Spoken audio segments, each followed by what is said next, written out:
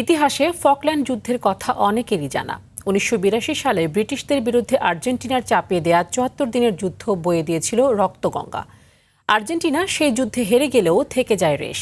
রাজনৈতিক সেই টানাপোড়েনের প্রভাব পড়ে ১৯৮৬ সালের বিশ্বকাপে।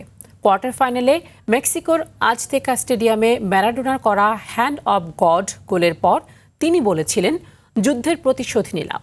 সেই ইতিহাসের বিস্তারিত তুলে ধরছেন মাহফুজুল ইসলাম। দক্ষিণ আটলান্টিকের নয়নাভিরাম ও প্রাকৃতিক সম্পদে ভরা দ্বীপপুঞ্জ ফকল্যান্ডের কর্তৃত্ব সেই ১৮৩৩ সাল থেকেই ব্রিটিশ রাজ পরিবারের হাতে।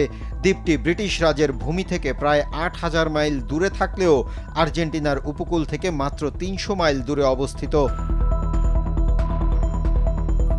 ১৯৮২ সালে পুরো আর্জেন্টিনা জুড়ে চলছিল অর্থনৈতিক অচলাবস্থা, বেকারত্ব আর খাদ্যের অভাব। জনগণ সে সময় দেশটির সামরিক শাসক জেনারেল লিওপোল্ডোর উপর ফুঁসে উঠছে।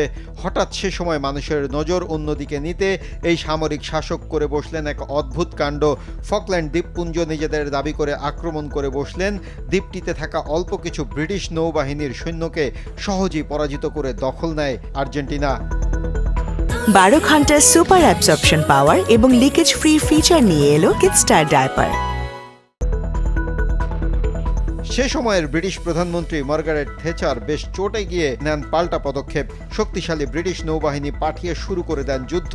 ৭৪ দিনের সে যুদ্ধে দুপক্ষের নানান ক্ষয়ক্ষতি ও সৈন্য নিহত হয়। দুপক্ষের দেয়া তথ্য মতে ৬৪৯ জন আর্জেন্টাইন ও ২৫৫ জন ব্রিটিশ অফিসার ও সেনা নিহত হন। যুদ্ধে ব্রিটিশরা জয় পায় ও দ্বীপের দখল পুনরায় নিজেদের করে নেয়। সে দ্বীপের বাসিন্দারা এরপর থেকে পুরোপুরি ব্রিটিশ নাগরিক।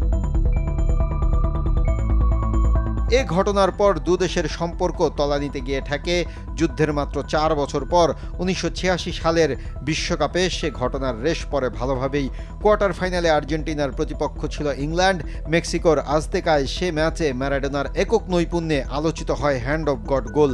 ২-১ ব্যবধানের সে জয়ে ম্যারাডোনার হাত দিয়ে করা গোলের হারের ক্ষত এখনও ইংলিশদের আক্ষেপের সাগরে ভাসায়।